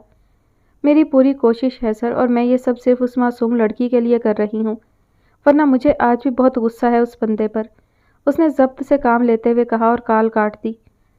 दोबारा से लाइब्रेरी में आई तो सब बदल चुका था। अब उसका मूड नहीं था कि वो कोई किताब ढूंढे, इसलिए खामोशी से बाहर निकली और मेन गेट की तरफ चल दी। अभी गेट से थोड़ा दूर ही थी कि वो पता नहीं कहाँ से निकल कर आ गया और उसके साथ खामोशी से चलने लगा। तुम समझने वाली चीज़ नहीं हो, है ना? चलते हुए उसने सामने देख कर कहा, लेकिन वो खामोश रहा। लगे रहो मुन्ना भाई, सानू की, उसने मुज़ाहिया अंदाज में कहते हुए चाल तेज़ कर दी। अगर मैं कहूँ कि मैं वाकई समझने की हद से आगे निकल चुका हूँ तो क्या तुम यकीन कर लोगी? उसने भी अपनी चाल तेज़ करते हुए पूछा। देखो अली, मैं पहले ही बहुत टेंशन में हूँ, तुम बार बार मेरे रास्ते में आकर मुझे डिस्टर्ब कर देते हो। अब के तो वो चिढ़ ही गई थी, लेकिन अगले में भी कमाल की ढिठाई थी। तुम बस मुझे रोज़ाना एक बार देख लिया करो, थोड़ा प्यार से, ऐसे गुस्से से नहीं जैसे अभी देख रही हो, तो मेरा पूरा दिन गुजर जाना और फिर मैं तुम्हारा रास्ता नहीं काटूंगा। उसने ढिठाई से उसकी तरफ देखते हुए अपनी बात मुकम्मल की तो वो आह भर कर रह गई। उफ़ उफ़ उफ़, अच्छा बाबा ये लो और मेरी जान छोड़ो। उसने फ़ौरन से मुस्कुराकर उसकी तरफ देखा और बगैर उसके तासुरात जाने तेज़ी से वहाँ से निकल ली। कभी तो मैं तुम्हारा दिल जीत ही लूँगा, मुझे उस दिन का बहुत शिद्दत से इंतज़ार है प्रिंसेस। अली ने मुस्कुराते हुए उसे दूर जाते देखा और वापस कॉलेज की तरफ पलट आया। वो टेरेस पर खड़ा इंटरलेकन के नज़ारों में खोया हुआ था। यहाँ उसका अच्छा वक्त गुजर जाता था और वह अपने आप को मसरूफ़ ही रखता था। काम भी अच्छा चल पड़ा था और मसरूफियत में उसे सर खुजाने की फुर्सत ही नहीं थी। हाथ में चाय का कप थामे दूर बर्फ़पोश पहाड़ों पर नज़रें जमाए वो न जाने किन सोचों में था कि उसका फ़ोन बजा। उसे मालूम था इस वक्त किसकी कॉल हो सकती है, इसलिए उसने मुस्कुराते हुए हैंड फ्री का बटन दबाकर कॉल रिसीव की। कैसे हो जनाब? लड़की का मूड आज कदरे खुशगवार था। हाँ, बस आपकी कॉल का ही इंतज़ार कर रहा था, लेकिन इस बार आपने हकीकतन खासी देर लगा दी राब्ता करने में, उसने पुरशिकवा लहजे में कहा तो वो हंस पड़ी। आपकी लाइन मारने की आदत अभी तक नहीं गई है ना? लड़की हंसी रोकने की कोशिश कर रही थी। बात पता है क्या है डियर, तुम्हारी बातें, तुम्हारा लहजा और तुम्हारी हंसी मुझे किसी की याद दिलाती है, तो तुम जो भी गुस्ताखी करो तुम्हें माफ़ है। उसने गोया एहसान झाड़ा। ओह, तो ये बात है। वैसे किसकी याद दिलाती हैं मेरी ये सब आदतें? लड़की ने इश्तियाक से पूछा। है कोई? तुम भी शायद उसे जानती हो, बल्कि शायद नहीं, मेरे बाद एक तुम ही तो हो जो उसे इतनी अच्छी तरह जानती हो। उसने लहजा मानी खैज बनाया था। वो एक पल के लिए गड़बड़ा गई। अच्छा, मेरे पास इतना फालतू टाइम नहीं है जो मैं आपसे फजूल गपशप में ज़ाया करूं, उसने चिढ़ते हुए कहा तो वो भी एकदम संजीदा हो गया। ओहो, तुम तो नाराज़ ही हो गई। अच्छा सॉरी, बताओ ना, क्या नया क्लू है मेरे लिए? उसने बेताब लहजे में पूछा। क्लू ये है कि पहले बात करने की तमीज़ सीख कर आएँ, फिर आपसे बात करूँगी मैं, लड़की ने चिढ़े हुए अंदाज में जवाब दिया तो वह हंसकर बोला। मेरी ख़ताएँ नहीं थी, जितना सबने मुझे इस्तेमाल किया और मैंने सबको ऐसा करने दिया। जहाँ मुझसे सिर्फ एक ख़ता हुई वहाँ किस्मत ने मुझे ऐसा पकड़ा कि आज तक सज़ा भुगत रहा हूँ। हंसते हुए अचानक ही उसके लहजे में संजीदगी आ गई। वो एक ख़ता बहुत बड़ी थी ब्रदर, अगर उसकी जगह मैं होती तो शायद तुम्हारा गला ही दबा देती, लड़की ने गुस्से में कहा तो वो फिर से हंस दिया। मैं ऐसे ही नहीं बोलता कि तुम्हारी बातें किसी से बहुत मिलती जुलती हैं। लड़की को अचानक अपनी चोरी पकड़े जाने का एहसास हुआ तो वो फ़ौरन से कॉल काट गई। वो एक सर्द आह भरकर दोबारा से दूर खड़े बर्फ़पोश पहाड़ों को देखने लगा। क्या फ़र्क है तुम में और मुझ में? उसने पहाड़ों को मुखातिब करते हुए कहा। यही ना कि तुम अंदर से सख्त और ऊपर से सर्द हो, और मैं अंदर से जल रहा हूँ लेकिन ऊपर से सख्त बनने की कोशिश करता हूँ। पछतावे फिर से उसके लहजे में बोलना शुरू हो गए थे और वो बेवक्त आ जाने वाली यादों से पीछा छुड़ाने के लिए फ़ौरन से नीचे चला आया। काफ़ी दिनों से कार्ल भी उससे मिलने नहीं आ सका था क्योंकि उसके फाइनल पेपर्स चल रहे थे, लेकिन वो फ़ोन पर उससे रोज़ ही राब्ता कर लेता था। उसे अजीब सी बेचैनियों ने घेरा हुआ था। वही मौसम दोबारा आ रहे थे जिनमें वो तंग आकर सड़कें नापा करती थी। इन्हीं मौसमों ने तो उसे ये दुख और अजियत का तोहफ़ा दिया था। इस दुख और अजियत से वो चाहकर भी पीछा न छुड़ा सकती और दीवानी बनी सड़कों पर घूमती रहती। 22 अक्टूबर का दिन उसकी ज़िंदगी में बहुत अहमियत रखता था और उसी दिन की मीरास पिछले 2 साल से उस पर हावी थी। अभी भी अक्टूबर का महीना शुरू हो चुका था और उसे हौल उठना शुरू हो गए थे। उसने तंग आकर कार्ल का नंबर मिलाया तो वो बंद जा रहा था। तब उसे याद आया कि अभी तो उसका पेपर चल रहा होगा। उसने मायूसी से मोबाइल साइड पर फेंका और सोचने लगी कि आज कार्ल का आखिरी पेपर है, फिर वो उसके पीछे पड़ जाएगा कि शादी करो। लेकिन वो अभी शादी नहीं करना चाहती थी। उसे मालूम था कि कार्ल उस पर बुरी तरह फिदा है और उसे इंतज़ार सिर्फ पेपर ख़त्म होने के बाद जॉब लगने का है। लेकिन वो थोड़ा टाइम और चाहती थी और उसके लिए ज़रूरी था कि उसके पास कोई माकूल वजह होती। इन्हीं सोचों में डूबी वो बाहर देख रही थी कि क्लारा खातून उसके कमरे में दाखिल हुई। کیا حالت بنا رکھی ہے تم نے میری بچی، کچھ تو اپنا خیال کیا کرو، تمہاری عمر میں ہم لوگ شیشے کے سامنے سے نہیں ہٹتے تھے۔ انہوں نے اسے چھیڑا تو وہ مسکرا کر رہ گئی۔ ماما آپ کو دیکھ کر تو ابھی بھی لگتا ہے کہ جوانی میں عمارت شاندار ہی رہی ہوگی، اس نے شرارت سے انہیں دیکھتے ہوئے کہا تو وہ جھینپ سی گئی۔ انہوں نے ہی اسے یہ بات زور دے کر کہی تھی کہ جب وہ ان کے گھر میں رہ ہی رہی ہے تو ان کو وہ مما اور انکل اولیور کو پپا ہی بولا کرے، اور اس نے فرما برداری سے ان کے حکم کی تعمیل کی تھی۔ تمہارے پپا نے مجھے پہلی نظر میں ہی پسند کر لیا تھا اور پھر شادی کے لیے اتنا زور لگایا کہ مجھے ہاں کرنا ہی پڑی۔ حالانکہ ان دنوں تمہارے پپا بہت مشکل حالات سے گزر رہے تھے۔ کلارا خاتون ماضی کی یادوں میں کھوئی اسے اپنی شادی کے بارے میں بتا رہی تھی۔ میں بھی کیا لے کر بیٹھ گئی، تم فوراً سے اٹھو اور شاور لے کر وہ فراک پہنو جو میں نے تمہارے لیے خریدا تھا، چلو شاباش۔ انہوں نے اسے زبردستی واش روم کی طرف دھکیلتے ہوئے کہا تو وہ چاروں ناچار واش روم میں گھس گئی۔ جب سے وہ کلارا خاتون کی طرف شفٹ ہوئی تھی تب سے وہی اس کے کپڑے اور دوسری چیزیں خریدتی تھی، جن میں زیادہ تر فراک اور سکرٹ ہی ہوتے تھے، اور چونکہ ان کو خود بھی یہی لباس پسند تھا اس لیے ان کی خواہش تھی کہ وہ بھی ایسے ہی کپڑے پہنا کرے، اور واقعی وہ ان کپڑوں میں بہت پیاری نظر آتی تھی۔ اب بھی جب اس نے شاور لے کر سرخ سکرٹ اور کالے رنگ کا اپر جو کلارا خاتون نے اس کے لیے خریدا تھا پہنا تو وہ اس پر ایسے فٹ آیا جیسے اس کے لیے ہی بنا ہو۔ یہ پرانے سٹائل کا فراک تھا جسے کمر سے فیتوں کی مدد سے کسا جاتا ہے۔ اس کے خوبصورت بالوں کا جوڑا بنا کر جب کلارا خاتون اس کی کمر سے اس کے فراک کے فیتے کھینچ کھینچ کر کس رہی تھی تو ہر بار کھینچنے پر وہ کلارا خاتون سے ٹکرا جاتی اور وہ اسے دھکیل کر پھر سے آگے کر دیتی۔ تمہارا وزن کم ہو رہا ہے کیا؟ کیسے کھینچ رہی ہو؟ اپنی جگہ پر جم کر کھڑی ہونا۔ کلارا خاتون نے اسے جھاڑا تو وہ ایک دم سے اکڑ کر کھڑی ہو گئی۔ اسے پورا تیار کر کے انہوں نے اس کا رخ اپنی طرف کیا تو وہ کسی شہزادی جیسی لگ رہی تھی۔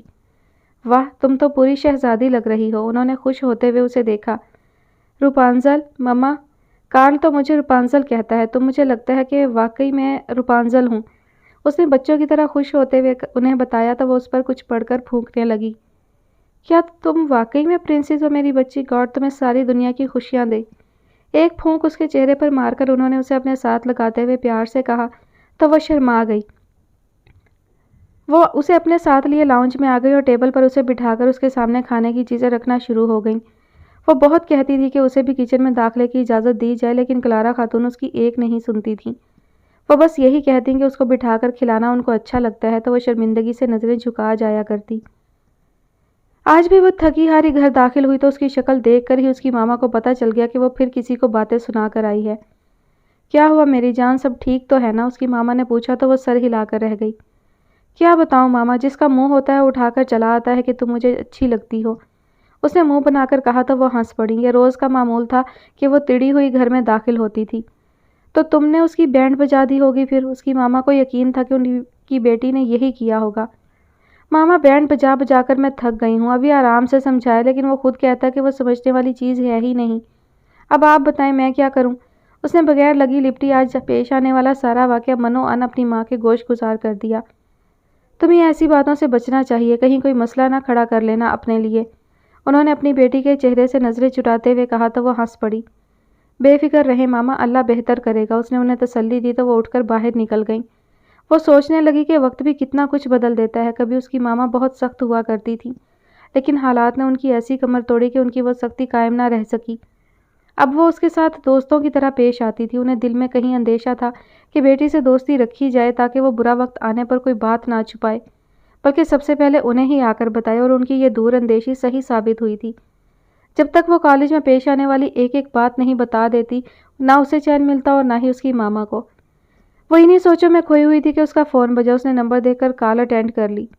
تمہاری بات ہوئی؟ مخاطب فوراً مطلب کی بات پر آ گیا۔ جی سر، میری بات ہوئی تھی، مجھے لگا کہ وہ ابھی بھی نان سیریس ہے، اس نے تعصب سے جواب دیا۔ اس طرح سے تو کام نہیں ہو سکے گا، تمہیں ہی کوئی لچک دکھانی ہوگی، میں نے یہاں سارا نظام سنبھالا ہوا ہے، اس کے ہر اقدام پر میری نظر ہے، لیکن تمہیں اپنے حصے کا کام تو کرنا ہوگا نا؟ مخاطب نے گہری سوچ میں ڈوبے لہجے میں جواب دیا۔ آپ بے فکر رہیں، جب مجھے لگا کہ اب سب بتا دینا چاہیے تو میں 1 منٹ کی دیر نہیں لگاؤں گی، اس نے پوری یقین لہجے میں جواب دیا۔ بس دیکھ لو، اب ہمارے پاس زیادہ وقت نہیں رہا، اور اگر ایسا چلتا رہا تو میں مجبور ہو جاؤں گا کہ کچھ اور بندوبست کیا جائے۔ اپنی بات ختم کرتے ہی مخاطب نے رابطہ بھی منقطع کر دیا۔ وہ ایک سرد آہ بھر کر حالات کا جائزہ لینے لگی۔ اس کا دل کہہ رہا تھا کہ اب مزید دیر نہیں ہونی چاہیے، پہلے ہی اچھا خاصا وقت بیت گیا ہے، لیکن وہ کوئی اقدام نہیں کر سکی تھی۔ اسے شدت سے احساس تھا کہ جو وقت بیت رہا ہے سب کچھ ہاتھ سے نکلتا جا رہا ہے اور اس سے پہلے کہ سب ختم ہو جائے اسے سب پہلے جیسا ٹھیک کرنا ہے۔ آج پھر اس کا موڈ قدرے خراب تھا۔ سارا کام ایک تسلسل سے چل پڑا تھا لیکن یہاں بھی اسے چین نصیب نہیں ہو رہا تھا۔ آفس کے کچھ مسائل تھے جن میں وہ پہلے ہی الجھا ہوا تھا، اوپر سے اس لڑکی کی فون کال نے الگ اس کے دماغ کی چولیں ہلائی ہوئی تھی۔ وہ ان سب سے اب چھٹکارا حاصل کرنا چاہتا تھا، لیکن وہی بات کہ میں تو کمبل چھوڑنا چاہتا ہوں لیکن کمبل ہی مجھے نہیں چھوڑتا، اس کے ساتھ ہو رہی تھی۔ وہ جتنا دور بھاگ آیا تھا ان سب دکھوں سے تو وہ اس کے پیچھے پیچھے یہاں بھی پہنچ گئے تھے۔ اس نے اخبار میں جو اشتہار دیا تھا پرسنل اسسٹنٹ کا، اس کے لیے کافی ساری درخواستیں آئی تھیں لیکن کوئی بھی اس کے معیار پر پوری نہیں اتری تھی۔ اس نے ایک بار پھر اپنی کمپنی کے سینئر بندے کو دوبارہ سے اشتہار دینے کی درخواست کی کیونکہ یہاں اس پوسٹ کے بغیر کام کافی مشکل تھا۔ آپ ایسا کریں، مشہور ویب سائٹ پر یہ ایڈ ڈالیں تاکہ پوری دنیا کے لوگ دیکھ تو سکیں۔ بے شک اس پر خرچہ آئے لیکن آپ نے بھی یہ کام لازمی کرنا ہے۔ اس نے انہیں دیکھتے ہوئے یقین دہانی چاہی تو وہ سر ہلا کر رہ گئے۔ اب تک تو انہوں نے کسی نہ کسی طرح روکے رکھا تھا اس پروسیس کو، لیکن اب وہ مجبور ہو رہے تھے کہ جیسا باس کہے ویسے کرنا ہے اور ان کے پاس بس آج کا ہی وقت تھا۔ وہ آج پھر دوپہر کے ٹائم لیک کی اسی لکڑی کے بنے چوبے پر کھڑا دور پہاڑوں کو دیکھ رہا تھا۔ دماغ میں بہت سی باتیں اور بہت سے سوال چل رہے تھے جن میں سے بیشتر کا اس کے پاس کوئی جواب نہیں تھا۔ کوئی اتنا بھی اس کی ریکی کیسے کر سکتا ہے، اور وہ بھی ایک لڑکی ذات جس کو اس کے پل پل کی رپورٹ ہوتی ہے؟ اس نے الجھن سے سوچا، ضرور دال میں کچھ کالا ہے یا میں ہی بعض باتیں نظر انداز کر رہا ہوں۔ کوئی ہے جو یہاں میری ایک ایک رپورٹ اس لڑکی کو دے رہا ہے اور وہ دعویٰ کرتی ہے کہ میں کہاں ہوں اور کیا کر رہا ہوں، جو سب سچ بھی ہوتا ہے۔ اسی ادھیڑ بن میں وہ پریشان کھڑا تھا کہ اس کا فون بجا۔ اسے معلوم تھا کہ کون ہے، اسی لیے فوراً سے ہینڈ فری کا بٹن دبا کر کال ریسیو کر لی۔ کیا سوچ رہے ہو مسٹر؟ میرے بارے میں مت سوچا کرو، بس یہ سوچا کرو کہ تم نے کرنا کیا ہے اور کیسے کرنا ہے۔ ہمیشہ کی طرح لڑکی نے وہی باتیں کی جنہیں سن کر پہلے وہ حیران ہو جایا کرتا تھا۔ دیکھیں آپ جو بھی ہیں، پلیز مجھے اس مشکل سے ایک بار ہی کیوں نہیں نکال دیتی؟ میں تنگ آ گیا ہوں سوچ سوچ کر، آپ مہربانی کریں اور میری مدد کریں، اس نے زج ہوتے ہوئے کہا۔ لڑکی ایک دم سے ہنس پڑی۔ دھیرج برادر، اتنے اتاولے کیوں ہو رہے ہو؟ لڑکی نے اسے صبر کی تلقین کی تو وہ ہتھے سے اکھڑ گیا۔ کیا مطلب ہے آپ کا؟ میں یہاں دن رات اذیت میں گزار رہا ہوں اور آپ ابھی بھی مجھے دھیرج کا سبق سکھا رہی ہیں؟ بس بہت ہو گیا، میں بھی انسان ہوں، ہو گئی ایک غلطی مجھ سے۔ اب کیا ساری عمر مجھے اس کی سزا دینی ہے آپ لوگوں نے مل کر؟ اتنی پشیمانی پر تو خدا بھی معاف کر دیتا ہے، لیکن معاملہ آپ انسانوں کے ہاتھ میں ہے نا، تو اس لیے سزاؤں پر سزائیں دیے جا رہے ہیں، لیکن دل آپ لوگوں کا بھر بھی نہیں رہا پھر بھی۔ بات کے آخر میں اس کا لہجہ روحانسا ہو گیا تو لڑکی ایک دم سے اسے چپ کروانا شروع ہو گئی۔ اوہو، میرا یہ مطلب نہیں تھا برادر، میں تو… اچھا سنو، لیکن پلیز پہلے اپنا موڈ ٹھیک کرو۔ آئی پرامس آج میں تمہیں سب کچھ بتا دوں گی، لیکن پہلے یہ رونا دھونا بند کرو۔ اپنی بات کے اختتام پر وہ دوبارہ سے پہلے جیسی روڈ ہو چکی تھی۔ ہاں بولو، ٹھیک ہوں میں، تم بات جلدی کرو اور پلیز کال نہیں کاٹنا، ورنہ آج میں نے اسی لیک میں کود کر مر جانا ہے۔ اس نے گویا دھمکی ہی دے ڈالی کیونکہ اسے معلوم تھا کہ وہ لڑکی جانتی ہے کہ وہ ابھی کس جگہ پر موجود ہے، اور وہی ہوا۔ نہ کرو برادر، اس لیک کا پانی تو بہت ٹھنڈا ہے اور تمہاری لاش تو نیچے گہرائی میں بیٹھ جائے گی اور کبھی بھی نہیں مل سکے گی، لڑکی نے جھرجھری لیتے ہوئے کہا تو وہ بس ایک بوجھل سانس لے کر رہ گیا۔ اچھا سنو، تمہیں اگر کچھ حاصل کرنا ہے تو تمہیں اس کے لیے ڈنمارک جانا ہوگا مسٹر شہیر احمد قریشی، لڑکی نے اس کے سر پر بم پھوڑا۔ کیا کہا تم نے؟ کہاں جانا ہوگا؟ اس نے اپنے لہجے میں موجود حیرت پر قابو پاتے ہوئے دوبارہ سے پوچھا۔ تم کیا سمجھتے تھے کہ یہ نایاب پاکستان میں ہی ہے؟ وہ تو اسی دن یہاں سے چلی گئی تھی جس کے اگلے دن تم یہاں اس کے گھر میں آئے تھے، لڑکی نے اس کی سوچ پر افسوس کرتے ہوئے کہا۔ کمال ہے، میں کیسے اتنی بڑی بات کو اگنور کر گیا؟ شہیر کو اپنی آواز کہیں دور سے آتی سنائی دی۔ وہ ڈنمارک چلی گئی تھی اور وہاں کوپن ہیگن میں رہتی ہیں، کائنات آپی کے پاس۔ لڑکی نے اسے مزید بتایا تو وہ ایک دم سے اچھل پڑا۔ آپی یعنی کہ تم سیماب ہو؟ اس نے بے یقینی سے پوچھا تو وہ ایک لمحے کے لیے خاموش ہو گئی۔ بتاؤ نا، تم سیماب ہو نا؟ مجھے تمہارے لہجے سے ہی لگتا تھا کہ تم نایاب کی بہن ہو۔ میں نے تمہیں کتنی بار کہا کہ تمہاری ہنسی مجھے کسی کی یاد دلاتی ہے اور تمہاری باتیں بھی، لیکن تم ہر بار بات بدل جاتی تھی یا پھر کال کاٹ دیتی تھی، اس نے خوش ہوتے ہوئے کہا تو وہ ایک بوجھل سانس خارج کرتے ہوئے بولی۔ فی الحال آپ کے لیے نایاب ضروری ہے شہیر بھائی، بعد میں میری بھی فکر کر لینا کہ میں کون ہوں، لڑکی نے پھر سے بات گھمانا چاہی۔ اتنے عرصے بعد تو کسی سے بات کرتے ہوئے مجھے خوشی ہو رہی ہے اور تم وہ بھی مجھ سے چھیننا چاہ رہی ہو، اس نے دکھ بھرے لہجے میں کہا۔ اچھا میں ہاری شہیر بھائی، آپ ایسا کریں پہلے خوش ہو جائیں، پھر میں آپ کو بتا دوں گی اپیا کا ایڈریس، لڑکی نے بھی ہار مانتے ہوئے اس کی خوشی خراب ہونے سے بچا لی۔ او سیما، اب تم تصور نہیں کر سکتی کہ میں کتنا خوش ہوں آج۔ لگتا ہے جیسے برسوں سے جلتی آگ پر کسی نے ٹھنڈا پانی ڈال دیا ہو۔ اس کے لہجے میں حقیقی خوشی بول رہی تھی۔ بس میں نے سوچا کہ آپ کو بتا ہی دوں کہ اپیا کہاں ہیں اور کس حال میں ہیں۔ یہ میں نہیں جانتی، اگرچہ مجھے اس کے لیے ان کی دی گئی قسم کو توڑنا پڑا، لیکن خیر چھوڑیں۔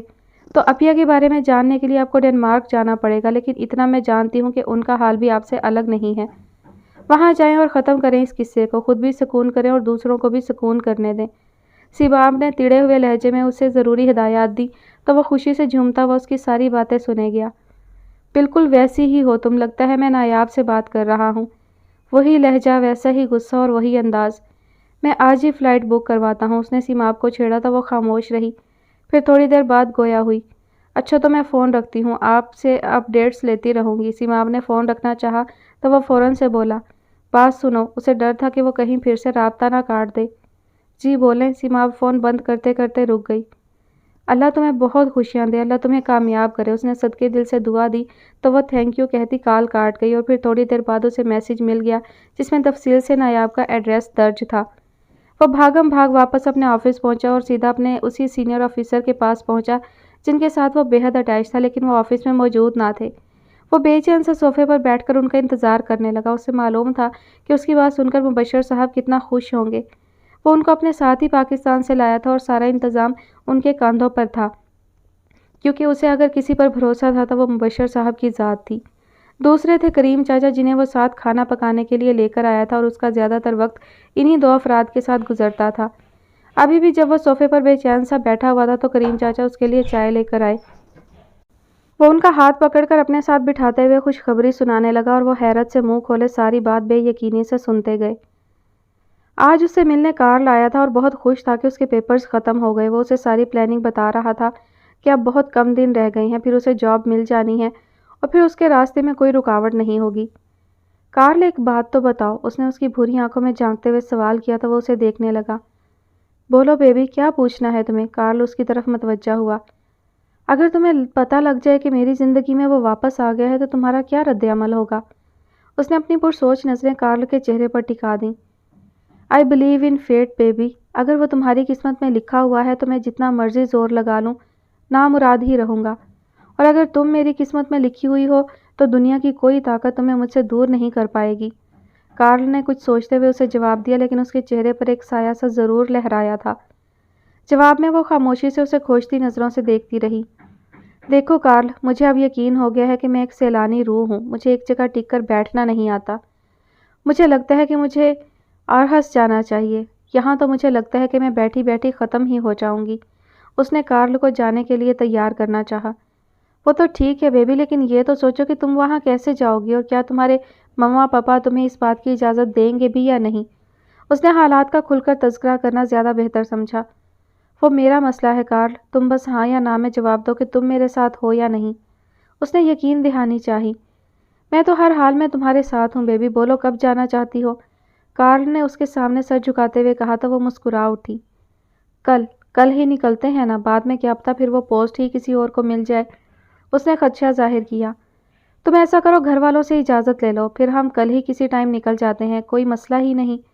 کارل نے اسے بھرپور یقین دہانی کروائی اور جانے کے لیے اٹھ کھڑا ہوا۔ کہ تم اچانک کہاں چل پڑے؟ اس نے فوراً سے کھڑے ہو کر اسے روکنے کی کوشش کرنا چاہی۔ مجھے ایک تو کام ہے اور پھر کل کی تیاری بھی تو کرنی ہے نا۔ کارل نے مسکراتے ہوئے اسے دیکھا تو وہ اشارے سے اسے منع کرنے لگی۔ مما نے آج میرا فیورٹ الفریڈو پاستا بنایا ہے، اسے کھائے بغیر تو تم کہیں نہیں جا سکتے۔ اس نے کارل کو روکا تو وہ پیچھے سے کلارا خاتون بھی کچن سے آ گئیں۔ اے لڑکے، تم ایسے میری بیٹی کی مرضی کے بغیر اس گھر سے نہیں جا سکتے۔ اگر اس نے کہا ہے کہ کھانا کھا کر جانا تو تمہیں کھانا ہی پڑے گا۔ انہوں نے غصے والی شکل بنائی تو کارل ہنس کر دوبارہ سے کرسی پر بیٹھ گیا اور کلارا خاتون واپس کچن میں چلی گئیں۔ ویسے تم نے وہ بات کیوں کہی تھی کہ اگر وہ دوبارہ سے آ گیا تمہاری زندگی میں؟ کیا تم کو ایسا لگتا ہے کہ وہ اب دوبارہ سے آئے گا؟ کارل نے وہی موضوع چھیڑا جس نے اسے بے چین کر دیا تھا۔ دیکھو کارل، مجھے بھی ایسا ہی لگتا ہے کہ جیسے تمہیں لگتا ہے کہ صوفیہ تمہاری زندگی میں واپس آ جائے گی۔ بس اتنی سی بات ہے، ہم دونوں ایک جیسی منزل کے مسافر ہیں، کیا پتہ کب کوئی کسی کو مل جائے، کچھ کہا نہیں جا سکتا۔ اس نے کارل کو حقیقت بتائی تو وہ خاموش ہو کر رہ گیا۔ تم خود بتاؤ کارل، اگر تمہیں کہیں صوفیہ مل جائے تو کیا تم میری طرف دیکھو گے یا اس کی طرف کھینچے ہوئے جاؤ گے؟ کارل کو خاموش پا کر اس نے مزید چوٹ کی۔ بیبی اگر اس نے ملنا ہوتا تو بہت پہلے مل جاتی، لیکن اب ایسی باتیں کرنا مجھے تمہاری سمجھ نہیں آ رہی۔ کارل نے بے چین لہجے میں جواب دیا، اگر تمہیں صوفیہ مل جائے اور تمہاری جو حالت ہونی ہے تو یاد رکھنا میری بھی ویسی ہی حالت ہوگی جس دن مجھے وہ مل گیا کارل۔ اس نے صاف الفاظ میں کارل کو سمجھایا تو وہ دل مسوس کر رہ گیا۔ لیکن تمہارے اور میرے بیچ میں یہ صوفیہ کہاں سے آ گئی بیبی؟ میں اسے بھول چکا ہوں۔ تم بھی اسے بھول کیوں نہیں چاہتی؟ کارل نے پہلو بدلتے ہوئے بے چینی سے پوچھا۔ ویٹ اینڈ سی کارل، دیکھو کیا ہوتا ہے اور قسمت کیا کھیل کھیلتی ہے، ورنہ میں اور تم تو یہاں ہیں ہی، تم کہیں بھاگے تو نہیں جا رہے؟ اس نے شرارتی انداز میں کارل کو دیکھتے ہوئے چھیڑا تو وہ گڑبڑا کر نظریں پھیر گیا۔ وہ شرارتی انداز میں اسے مزید تنگ کرنے لگی۔ اسے آج کالج میں پھر سے اسی مصیبت کا سامنا تھا جس سے وہ ہمیشہ جان چھڑاتی آئی تھی۔ اسے اب غصہ آنا شروع ہو گیا تھا کہ کوئی اتنا ڈھیٹ بھی کیسے ہو سکتا ہے۔ یہ تم روز کیوں میرے راستے میں آ کر مجھ سے کھری کھری سنتے ہو؟ لگتا ہے تمہیں بے عزت ہونے کی عادت سی ہو گئی ہے علی، اس نے چڑے ہوئے لہجے میں کہا تو وہ ایک ڈھیٹ مسکراہٹ اس کی طرف اچھال کر رہ گیا۔ بہت ہی کوئی بے شرم اور ڈھیٹ قسم کے انسان ہو تم، چلو ہٹو میرے راستے سے، صبح صبح سارا موڈ غارت کر دیا۔ اس نے ضبط کی انتہا پر پہنچتے ہوئے ایک سائڈ سے نکل جانا چاہا۔ اچھا بات تو سنو نا، میں کون سا تمہارے ساتھ ٹائم پاس کرنے کے چکر میں ہوں؟ علی نے ڈھٹائی دکھاتے ہوئے اس کے ساتھ ہی چلنا شروع کر دیا۔ تم کر بھی نہیں سکتے، اتنی تمہاری ہمت نہیں ہے، اس نے تیکھے چتونوں سے اسے دیکھتے ہوئے دعویٰ کیا۔ او ہو، ہر بات کو نیگیٹو ہی لے جاتی ہو تم۔ میں تو یہ کہہ رہا تھا کہ الحمدللہ میرا ارادہ تمہیں اپنا لائف پارٹنر بنانے کا ہے، علی نے ہمت کر کے کہہ ہی دیا اور جواب میں تھپڑ کھانے کے لیے پوری طرح تیار نظر آیا۔ اگر شادی کا اتنا ہی شوق ہے نا تو پہلے کچھ بن جاؤ اور پھر اپنے پیرنٹس کو اپنی پسند سے آگاہ کرو، یہ ہوتا ہے صحیح طریقہ، لیکن اگر شارٹ کٹ مارو گے تو اگلی بار میرا تھپڑ کھاؤ گے۔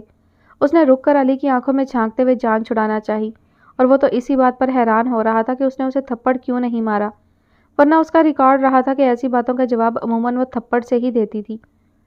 بس تم اتنا بتا دو کہ اگر میں کچھ بن جاؤں اور تمہارے گھر اپنے پیرنٹس کو بھیجوں تو تم انکار تو نہیں کر دو گی نا؟ علی نے یقین دہانی چاہی اور وہ زچ ہوتے ہوئے اسے دیکھے گئی۔ او بابا نہیں کرتی، اب پلیز میرا راستہ چھوڑو۔ اس نے واقعی میں جان چھڑانا چاہی تو اپنے پیچھے اسے علی کا خوشی سے بھرپور قہقہہ سنائی دیا۔ یاہو، شکریہ پرنسس، اب تمہیں کبھی تنگ نہیں کروں گا، آئی پرامس۔ علی نے یہ بات کہی تو وہ ہنسی دباتے ہوئے سر جھٹکتی تیزی سے سینے پھلانگ کر اپنے ڈپارٹمنٹ میں داخل ہو گئی۔ کوئی حال نہیں ہوتا ان لڑکوں کا، کیسے جان ہتھیلی پر رکھ کر پھرتے ہیں ہمیشہ، اس نے مسکراتے ہوئے سوچا اور لیکچر کی جانب متوجہ ہو گئی۔ تھوڑی دیر میں علی بھی کلاس میں داخل ہوا، لیکن پروفیسر نے اسے جھاڑ پھراتے ہوئے بتایا کہ یہ کوئی ٹائم نہیں ہے کلاس میں آنے کا اور وہ شرافت سے باہر نکل جائے۔ اس نے ایک نظر اس پر ڈالی تو وہ ہلکا سا مسکرا کر دوبارہ لیکچر سننے میں مصروف ہو گئی، جیسے کہہ رہی ہو کہ تمہارا اپنا قصور ہے، اور وہ سر جھکا کر کلاس سے نکل گیا۔ رات گئے مبشر صاحب کی واپسی ہوئی تو وہ بے چینی سے باہر ہی ٹہل رہا تھا، انہیں دیکھتے ہی تیر کی سی تیزی سے ان کی طرف آیا۔ او مبشر صاحب، کہاں رہ گئے تھے آپ؟ اتنی شدت سے میں نے کسی کا انتظار نہیں کیا جتنا میں آج آپ کا کر رہا تھا۔ اس کے لہجے سے بےتابی واضح تھی اور مبشر صاحب مسکرا کر اسے دیکھے گئے۔ کیا ہو گیا شہیر میاں، آج تو آپ کے رنگ ڈھنگ ہی نرالے لگ رہے ہیں۔ انہوں نے اسے دیکھتے ہوئے حیران ہونے کی کوشش کی۔ بات ہی ایسی ہے مبشر صاحب، آپ سنیں گے تو آپ بھی میری طرح کھل اٹھیں گے، اس نے مسکراہٹ دباتے ہوئے انہیں سرپرائز دیا۔ ہاں ہاں بولو، میں سن رہا ہوں، انہوں نے اسے بولنے کا موقع دیا۔ گیس واٹ، نایاب کا پتہ چل گیا مبشر صاحب، اس نے گویا ان کے سر پر بم پھوڑا۔ کب، کیسے، کہاں ہے وہ؟ انہوں نے اس کی بغلوں میں ایسے جھانکا جیسے نایاب کو اس نے اپنے پیچھے چھپایا ہوا ہو۔ وہ ڈنمارک میں ہے، کوپن ہیگن میں، مجھے اس کا مکمل ایڈریس مل چکا ہے اور ہم دونوں کل ہی جا رہے ہیں اس سے ملنے، اس نے ان کو مزید سرپرائز کرنا چاہا۔ ہاں ہاں بھائی چلے جائیں گے، لیکن تمہیں کیسے پتہ چلا یہ تو بتاؤ، انہوں نے اس سے حقیقت جاننا چاہی۔ سیماب کا فون آیا تھا آج، انفیکٹ وہ مجھے کافی دنوں سے فون کر رہی تھی اور مجھے جج کر رہی تھی کہ آیا میں اس قابل بھی ہوں کہ مجھے نایاب کا پتہ بتایا جائے یا نہیں، اور پھر آج اس نے مجھے ساری ڈیٹیلز دے دیں۔ مبشر صاحب میں بہت خوش ہوں آج، لگتا ہے جیسے ساری دنیا پھر سے میری مٹھی میں آ گئی ہے، اس نے خوشی سے جھومتے ہوئے کہا تو وہ اس کا چہرہ اور اس پر چھائے خوشی کے رنگوں کو دیکھے گئے۔ تو اگر اس کا فون نہ آتا سیماب کا، تو کیا تم نے ساری زندگی ایسے ہی بھٹکتے رہنا تھا؟ انہوں نے کچھ سوچتے ہوئے اس سے سوال کیا تو وہ الجھن سے انہیں دیکھنے لگا۔ میں سمجھا نہیں مبشر صاحب، اس نے الجھن واضح کی۔ میرا مطلب یہ تھا کہ تم خود دماغ لڑا لیتے کہ اسے کہاں ہونا چاہیے تھا، تم تو جانتے تھے نا کہ اس کی بہن ڈنمارک میں رہتی ہے، ایسے کون اپنی بیٹی کو اپنی بہن کی طرف چھوڑتا ہے یار؟ انہوں نے یہ سوال کر کے اسے پریشان کر دیا۔ मुबशर साहब, बाखुदा मुझे नहीं इल्म था कि वो इतनी दूर चली जाएगी मुझसे, वरना मेरा ख्याल सीधा अब्रॉड की तरफ जाता, लेकिन उसने मुझे बहुत बड़ी सज़ा दी जो इतनी दूर चली गई और मैं यहाँ उसकी तलाश में ख्वार होता रहा। अच्छा किया उसने, मुझ जैसे बेवफा और 2 नंबर बंदे के साथ यही होना चाहिए था। उसने दुख भरे लहजे में कहा था। मुबशर साहब ने उसका शाना थपथपाया। अब फिक्र ना करो यार, पता मिल गया है तो वो भी मिल जाएगी, फिक्र किस बात की है। उन्होंने उसे दुखी देखकर उसकी हिम्मत बढ़ाई तो वो उन्हें देखने लगा। कि आप मुझे बॉस मत बोला करें, आज मैं जो भी हूँ आपकी वजह से हूँ। अगर आप मुझे उन दिनों में ना संभालते तो आज शायद मैं अपने आप को ख़त्म कर चुका होता। यह आपकी दी हुई हिम्मत है जो आज मैं इस काबिल हूँ कि वो मुझे दोबारा मिल गई है और हम उसे लेने डेनमार्क जा रहे हैं। उसने तशक्कुर भरे अंदाज में उन्हें देखा तो वो मुस्कुरा कर रह गए। आप कहते हैं तो मान लेते हैं जनाब, वरना बंदा किस काम का। आप बस अपने टिकट का बंदोबस्त करें, जाएं और अपनी नायाब को लेकर आएं। उन्होंने उसका शाना थपथपाते हुए कहा और अंदर की तरफ बढ़ने लगे तो वो फ़ौरन से उनके रास्ते में आ गया। क्या मतलब जाओ और ले आओ? आप मेरे साथ जा रहे हैं और ये बात कन्फर्म है। अगर फिर से उसने मेरी शक्ल देखकर मिलने से ही इनकार कर दिया तो क्या करूँगा मैं? आप साथ होंगे तो ये इत्मीनान तो रहेगा ना कि आप सारे मामलात को संभाल लेंगे। उसने उन्हें साथ ले जाने पर जोर दिया। अच्छा पापा, चलूँगा तुम्हारे साथ, तुम परेशान ना हो। चलते हैं फिर कल तुम्हारी नायाब को लेने। उन्होंने शरारत से मुस्कुराते हुए उसकी आंखों में झांका तो वो उनके गले लग गया। आई लव यू मुबशर साहब, आई रियली लव यू। वो उनके साथ लगे हुए बोला तो उन्होंने उसको पीछे हटाया और शरारत भरे अंदाज में बोले, ओ खुदा के बंदे, ये पाकिस्तान नहीं है। यहाँ तुम्हारे आई लव यू का लोग उल्टा ही मतलब ले जाएंगे, इसलिए कंट्रोल करो खुद को। बात के इख्तिताम पर वो हंस पड़े और वो भी खजल सा होकर इधर उधर देखने लगा तो वो उसका शाना थपथपाते हुए अंदर बढ़ गए और वो अकेला खड़ा रह गया। आखिर तुम मुझे मिल ही गई नायाब। मिलोगी तो तुम्हें बताऊंगा कि मैंने तुम्हारे फिराक में कितनी मंजिलें तय की हैं, कहाँ कहाँ ख्वार नहीं हुआ तुम्हारा शहीद, सब बताऊंगा तुम्हें। वो आने वाले लम्हात का सोचते हुए खुशी से झूम उठा। रात के खाने के बाद उसने मिस्टर एंड मिसेस ओलिवर को अपने फैसले से आगाह कर दिया और वो इतना तो जान ही गए थे कि अब वो अपनी बात से 1 इंच पीछे नहीं हटेगी। क्लारा खातून ने बोलने की कोशिश की तो अंकल ओलिवर ने उन्हें खामोश रहने का इशारा किया। क्या तुमने अच्छी तरह सोच लिया है सब? हमें यकीन दहानी करवा दो कि तुम अपना ख्याल रखोगी और महफूज रहोगी तो हमारी तरफ से तुम्हें इजाज़त है। अंकल ओलिवर ने सपाट अंदाज में कहा था। वो उन्हें देखे गई। वो जानती थी कि वो इस वक्त गुस्से में है, इसलिए उन्हें नाराज़ करके जाने का वो तसव्वुर भी नहीं कर सकती थी। पापा, मैं कार्ल के साथ जा रही हूँ, देखती हूँ वहाँ क्या सीन है। अगर सही लगा तो ठीक, वरना वापस तो यहीं आना है ना। उसने प्यार से उनकी तरफ देखते हुए कहा। मेरी तो खैर है, लेकिन अपनी मम्मा को कैसे समझाओगी ये सब कुछ? उन्होंने बाल वापस उसके कोट में फेंकी। मामा, मैं सिर्फ 2 दिन के लिए जा रही हूँ, अगर काम ना बना तो वापस आ जाऊँगी, और अगर जॉब हो गई तो मैं फिर भी आप लोगों से राब्ते में रहूँगी और मिलने भी आती रहूँगी। उसने क्लारा खातून की तरफ देखते हुए मिन्नत भरे लहजे में कहा तो वो खामोशी से नज़रें झुका गई। प्लीज़ मुझे एक बार जाकर देखने तो दें, आई प्रॉमिस, मैं हर हाल में दोबारा यहाँ आऊँगी। उसने दोनों को बारी बारी देखते हुए कहा तो अंकल ने धीरे से सर हिला दिया। ठीक है बच्चे, गॉड तुम्हारी हिफाजत करे। हमें उम्मीद है कि तुम हमारा ख्याल करोगी और अपनी मम्मा को इस उम्र में दुख नहीं पहुंचाओगी। बिलाखिर उन्होंने उसके सामने हथियार डालते हुए उसकी बात मान ली और खाने की तरफ मतवज्जा हो गए। क्लारा खातून इस सारी गुफ्तगू में बिल्कुल खामोश रही थी। खाने के बाद अंकल खामोशी से उठकर अपने कमरे में चले गए तो वो क्लारा खातून के पास आई और उनके गले में बाहें डालकर उनसे लिपट गई। मम्मा, आप मेरी एनर्जी हैं। आपने बहुत बुरे टाइम में मेरे सर पर हाथ रखा था जब मैं बिल्कुल अकेली थी। मुझे आपकी बहुत सारी दुआओं की ज़रूरत है। कल को जब मैं किसी अच्छी पोस्ट पर लग जाऊंगी तो आप फ़ख्र से सबको बताएंगी कि ये मेरी बेटी है। उसने उनका गाल चूमते हुए कहा तो वो फीकी सी हंसी हंस दी। बस तुम अपनी बात पर कायम रहना, कुछ भी हो जाए तुम हर हफ्ते हमसे मिलने आया करोगी।